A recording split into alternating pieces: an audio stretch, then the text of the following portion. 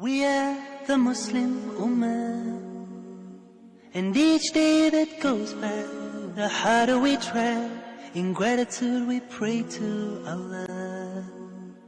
Chosen as part of the best of mankind, we spread the word of Islam. Each man at each hour, in awe of his power, each flower, each tree. Assalamu alaikum wa rahmatullahi wa barakatuh, and welcome to our 5th episode. And today is a very, very special episode. I'm Dr. Stef Keris Abu Yasser, and I will speak today especially about what I have done in the last couple of years. I've done quite some research about the Ottoman Empire, and this is the book that I've written, Europe's Forgotten Ottoman Heritage. And we will, especially today, speak about the forgotten Ottoman heritage. This episode and coming episode should actually focus very much, and will focus very much, inshallah, on the Ottoman Empire. Now, the Ottoman Empire, a vast empire, a magnificent empire, mighty, and it has shaken Europe. And actually, you know, just alone the idea of the Ottoman Empire, or just alone the idea of the Turks coming back is already shaking, you know, the people in Europe. Now, let's take a closer look into this empire and see how it actually started. We spoke a little bit about what was the surrounding, what was the environment of the time of the Byzantine Empire, during the time that actually the Byzantines were the mightiest ones in the Mediterranean Sea, the eastern at least, the eastern Mediterranean Sea. Now, I would like to now go deeper into Osman Ghazi, who was actually the founder of the Ottoman Empire, and that's why, of course, it's called Ottoman Empire, because of his name, Othman. Now, Osman Ghazi simply means the warrior for Islam. He was not, as it's mistakenly taken sometimes, he was not a sultan, he was an emir. So he was actually an emir of an emirate. And he was the warrior who was actually protecting even Europe from the influence of the Mongolians, and actually, you know, the threat of the Asian people coming over to get into Europe. Now, Osman Ghazi is a figure who actually was a gift for Europe as well. And not only for Islam, and not only for the Muslims, and not only for the Ottomans. Let's take a closer look. I had the chance when I went to Istanbul, and I made my documentary, I had the chance to actually visit his tomb. Let's take a look at the tombs. Let's take a look at the film that I'm going to show you now.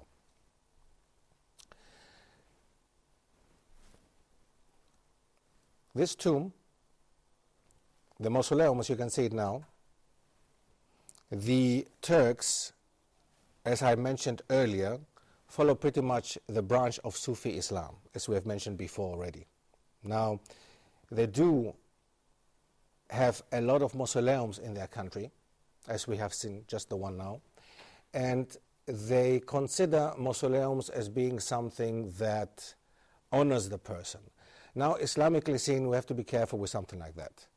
I have just shown you the mausoleum now, just basically to show you the way that they have treated their sultans, mashallah, which is a good, in general, it's a good thing in general. The idea is good. But Islamically seen, this is not something that we should do.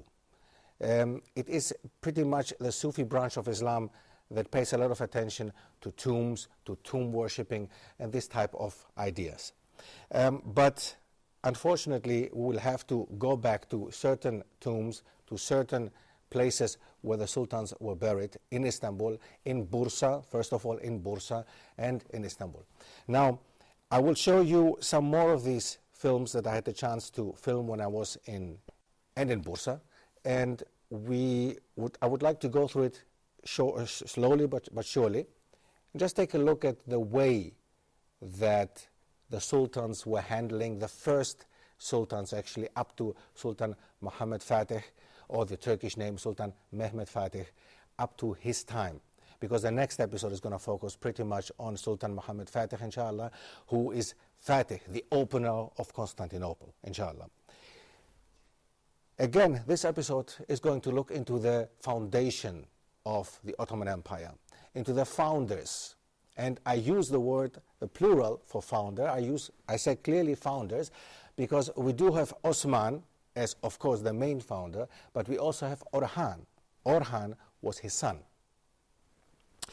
They have made mausoleums for both of them in Bursa, again in Bursa, not in Istanbul, and we will be able to visit them still nowadays, and they look like this, like the one that you saw before, and this is basically the inside of the mausoleum that I showed you before.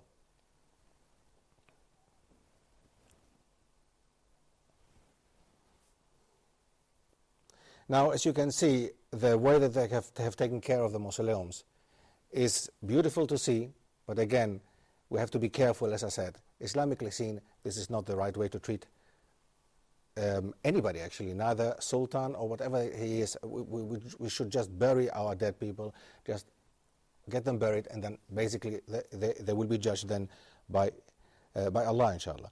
Now, if we take a closer look to the other videos that I have furthermore for you, you can see some more of these tombs and the mausoleums that have been erected for the sultans. So for Osman, who was again not a sultan, for Sultan Orhan, who was the first one to be called sultan, and Sultan Çelebi. Now these are all very significant figures, of course. They played an important role in the Ottoman Empire. They played an important role in history, no doubt about it. No doubt about it. And I would like to take a closer look to them and just see what have they achieved actually. How far have they come? What about the Ottoman Empire? How far did it reach during their time? As we said before, Osman Ghazi, he was the founder. He was born in 1258 in the 13th century and died in 1326. Now, the year he was born was the very year the Mongols sacked Baghdad and were terrorizing the Muslims. We all know and we have all heard about the terror that the Mongols actually spread throughout the Muslim world. Not only, but throughout the Muslim world definitely. At the age of 67, Osman died. And he was buried at Bursa, where, as we just saw, the mausoleum is still there. The mausoleum of his son is standing right next to his. Osman, the very name Osman, is originally, of course, the Arabic name Othman, and the Turkish variation is Osman. Now, he proclaimed his independence from his overlord, the Seljuk Sultan Kaykubat I, upon the collapse of the Seljuk Empire. As you mentioned in the episode before, the Turkish tribes were many. And the Seljuks were the ones who were before the Ottomans there, but they were also Turks. And the Seljuks managed to establish an empire which did not go into Europe. So basically, Osman was the one who took over from the Seljuks, and Orhan, his son, was the one who took the Ottoman Empire into Europe. And we will see that, inshallah. Now, Osman, he was not a sultan again. Osman was the one who was and will be considered for all times, I think, inshallah, the strongest, the biggest warrior ever, actually. The beginning of the Ottoman Empire, really, if you look at the way he was dealing with his subjects, the way he was dealing with the people around him, it's unbelievable. It's really an example. It's an example of a good Muslim ruler, basically, you can say. He was strict, but he was also very just. It's known, it's a common fact, and it's a historical fact. He had the chance to fight the Mongols and to actually win over them. And that, of course, gave him the biggest reputation ever. Now, he was respected and very looked well upon. Now, the wealthy Byzantine Empire was weakening to his west, so Osman could expand his empire more and more at the expense of the Byzantines. Osman became the chief, or Bey, as the Turks called it, upon his father's death in 1281. In 1299, he symbolically created an independent state when he stopped the payment of tribute to the Mongol emperor. So basically, from 1300 on, the Ottomans were independent. They had their own state. Now, if we look at the period of the development of the Ottoman Empire, we can see now, there's a small table that I've made, which tells you the first period of the Ottoman Empire, which we can call the rise of it. So basically 1299 until 1453 was the rise of the Ottoman Empire. And as you can see now, this period is clearly gone into history as rise of the Ottoman Empire, and this starts in 1299 and finishes in 1453. That was the opening of Constantinople.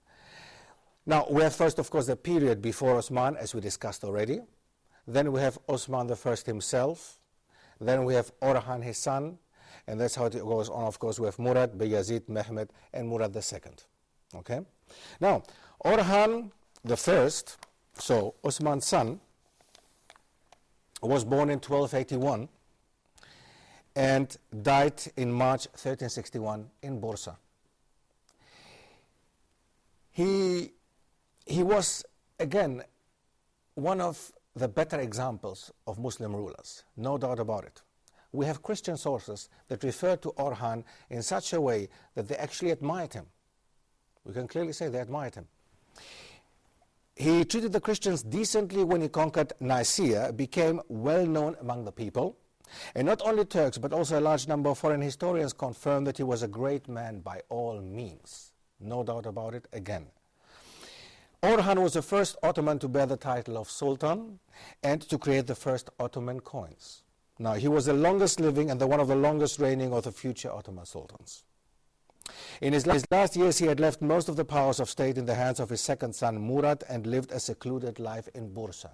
He became very religious, as people say in general, as we are told, as sources indicate. He became religious and took himself away from the empire.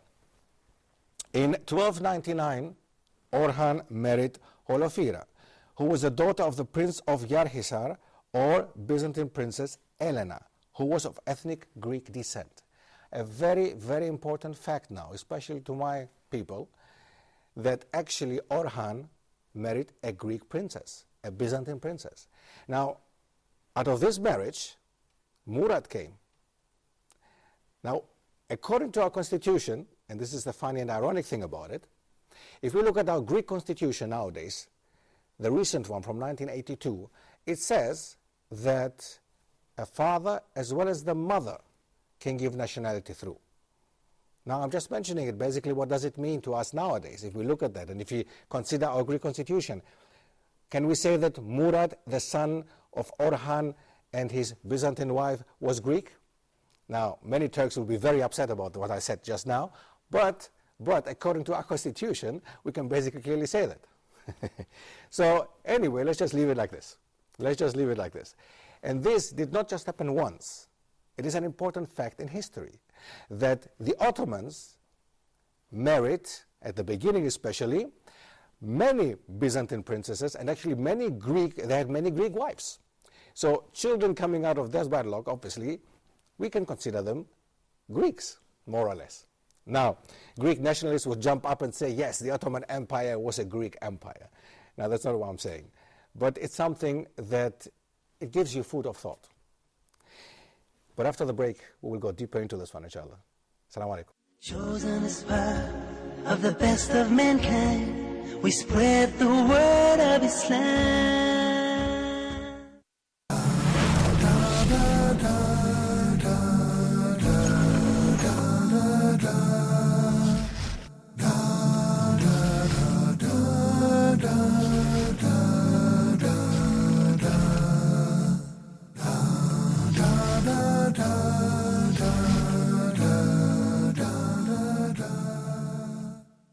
Chosen as part of the best of mankind, we spread the word of Islam. Assalamu alaikum wa rahmatullahi wa barakatuh, and welcome to our second part of a very, very, very important episode. Now, it goes very personal, it becomes very, very personal now. As you saw before, we're talking about the Ottoman Empire. Was it now a Turkish empire? Was it a Greek empire? You know, now please do not take it personal, especially if we have any Greek viewers. Please do not take it personal, because I'm going to hear a lot of insults later. Now, please, let's just go back again to the facts. As I said before, Orhan, the first Sultan of the Ottoman Empire, actually, married a Byzantine princess. She was Greek indeed, and she accepted Islam, yes, and she changed her name. Now, let me just find the name again. Her name when she accepted Islam was Nilufer Hatun. Nilufer Hatun. Now, Orhan, being a good Muslim, mashallah, he married more women. Not only just one. He didn't stick with one wife. He had more wives. And one of his wives was not only Greek, but another wife was the Princess of Serbia. Now, Theodora, Princess of Serbia, was the daughter of Stefan IV, the king of Serbia. Now, amazing again for the Serbs now. Now we're going to have the Serb side getting upset about what I just said. Now, again, when this happened, again, he didn't just stick to these two, but he went on and he married Theodora Maria Kandakouzenos, which is another princess of Byzantium. Now, another Greek princess. So he must have liked Greek women, most probably. So, again, 1346, he married Princess Theodora Maria Kandakouzenos. Now, she was the daughter of John VI Kandakouzenos, who was the emperor of Byzantium. Now, a very, very important fact again. So, these are actually, there's nothing strange about it, because we will see in the past, in history, we will find it very often that princes get married princes of a certain country get married to a prince of another country, which of course then brings the two countries together. This has happened very, very many times in the past. This will happen also after the Ottoman Empire, and it will happen, of course, during the Ottoman Empire. But what is significant here is that we have Orhan, the first Sultan of the Ottoman Empire, marrying two Greek princesses and a Serb. You know, so this is amazing if we just look at what happened just some years ago, 1992 to 1995, with the Bosnian War. We should not forget the hatred that we saw on our TV screens, unfortunately. We saw how much the Serbs really hated and hate still the Muslims. And we should not forget that there is Serbian blood in the Ottoman dynasty. And there is also Greek blood, very much actually, Greek blood in the Ottoman dynasty as well. Now, let's move on, because I think I've said enough, and I've upset most probably enough people at this moment. Sultan Orhan, there is a lot to say about him, but further details can be obtained. You can find them in my book, inshallah, or you can check them on. You can find online. There's enough to get about Orhan, to find out about Orhan, because he has really, there's a lot written about him, and Orhan has gone into history as a magnificent, as a big sultan, actually. Next Sultan who played an important role, Sultan Murad I, who, as we said before, was the Greek son. Oh, what did I say? I said Greek again. Anyway, Murad, who was the son of Sultan Orhan, right? And he was nicknamed Hudavandigar. Hudavandigar is a Persian name which means the godlike one. And I think that should make you think. The name is the godlike one. It should make you think as a Muslim. What does it mean exactly? I just leave it up to there. Can we call anybody the godlike one? Can there be anybody who is like God? Obviously not. But he was given this name. Now, it shows a little bit, I think, the idea of the Ottomans that they had about Islam, and the Sufi branch that they were following. It makes it clear, I think, and we should be careful with that, obviously. Now, Sultan Murad, he was the one who will play, or he has played an active role in spreading in expanding the Ottoman Empire, and like this, spreading, of course, also Islam into the Balkans. He was the one who was killed in Kosovo. Now, Kosovo, nowadays, if we just look around what's happening in the Balkans nowadays, Kosovo is an independent country, but it is not recognized by Serbia. Serbia would like to keep Kosovo because exactly of that reason, because it reminds them of, hey, we won that time over the Ottomans. That time, we killed their sultan. And this is something that is for them a very important thing, a very, very, very important thing to bring up their national psyche. They look, the Serbs, as well as the Greeks, the Orthodox peoples of the Balkan, they actually consider anything that is Islamic to be Turkish. Alert from Anything that Finder. is Turkish is bad. The disk That is Kingston unfortunately the is mindset in of these use people. and could not Now, be in the ejected. case of Kosovo, I think we can understand a little bit, I hope you can understand a little bit why the Serbs are keeping so much to not wanting to recognize Kosovo. They want to keep it as part of Serbia. Sultan Murad is still buried, is not buried in Kosovo, as people might think, but his internal organs are buried in Kosovo. He himself is buried in Turkey, okay? And he has his own masjid actually there. Now, Murad committed another crime in the eyes of the Greeks. He followed his father's footsteps, and he married another Greek lady. His wife was Greek, okay? So actually, their children again come from the same lineage, okay, and having Greek blood inside of them. Now, Sultan Murad, another important thing for Sultan Murad to know about Sultan Murad was that he was the one who conquered Macedonia. He made Edirne, Adrianople as it was called that time, the city of Adrianople, Edirne, he made this his capital. So after Bursa, Edirne became the Ottomans' capital, and after Edirne, of course, after the opening of Constantinople, 1453, Constantinople, Istanbul. Now, so he transfers the capital from Bursa to Edirne. Adrianople is called Edirne now from now on. So he is now stable, he settles in Europe, and the Ottomans are now clearly in Europe. Sultan Murad played an important role for the north, for the history of the north of Greece, and we will talk about it inshallah in another episode where we focus a little bit on the Islamic history, the Islamic heritage, the Ottoman heritage of Greece, especially the northern part of Greece, which is called Macedonia, and Thrace, of course.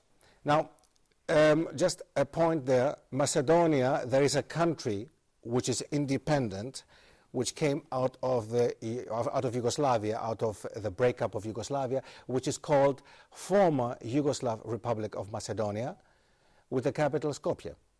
And there is a province in Greece which is called Macedonia. So we're talking about the province in Greece, which is the biggest province actually in northern Greece, it's Macedonia. And the independent country nowadays, which is called former Yugoslav Republic of Macedonia, is an independent country, but they claim to still use this name. Now, the Greeks have a problem with that, and because of historic reasons, of course. Now, Osman, we have seen his slide. I would like to show you Orhan, his son, who is also the one, just to go back quickly to him, who is the one who started the idea with the Tughras, using Tughra. Now you can see next to his picture, next to Orhan's drawing, you can find a symbol which is called Tughra. Now, this Tughra was used throughout the Ottoman Empire by all the sultans, and they all used the same structure of the Tughra, as you can see here now on the right of Orhan, and they basically inscribed their names in it. So this is the typical Tughra for Orhan that you can see here. Now, Sultan Murad I, who reigned from 1360 to 1389, that's himself, you can see him now, and next to him you can find his Tughra. Now you will be able to see throughout the former Ottoman Empire, throughout the Balkan countries nowadays, you will be able to find castles, you will be able to find Ottoman structures with Tughras in there, which indicate that that was the time that this castle or this specific monument was built during the time of this specific sultan. And you will find his Torah in there. Now, this makes it easier, of course, to understand and to recognize when a specific building was built. Now, Sultan Murad. Next one, Sultan Bayezid. Sultan Bayezid, who was the one who played a role before things change. Now, Sultan Bayezid was nicknamed Yildirim, which means the thunderbolt. Why? Because of the speed at which he used to take strategic decisions and to move his troops from one place to another. Now, he was born in Bursa. He was born in Bursa, and he was the fourth Sultan of the Ottoman Empire from 1389 to 1402. His wife was actually from Serbia, was a princess of Serbia. Now, very interesting case again. But there is so much more to talk about. And we will, inshallah, I hope to see you again actually in our next episode, which will focus a little bit more on the development of the Ottoman Empire and, of course, especially Sultan Mehmed Fateh, who opened Constantinople, inshallah. I thank you very much for watching. Assalamu alaikum wa rahmatullahi wa barakatuh. We are the Muslim Ummah. And each day that goes by, the harder we try. In gratitude we pray to Allah. Chosen as part of the best of mankind, we spread the word of Islam. Each man at each hour, in awe of his power. Each flower, each tree, everything that we see. Spread the word, oh man. Spread the word of Islam. Oh, fortunate one, paradise must be won.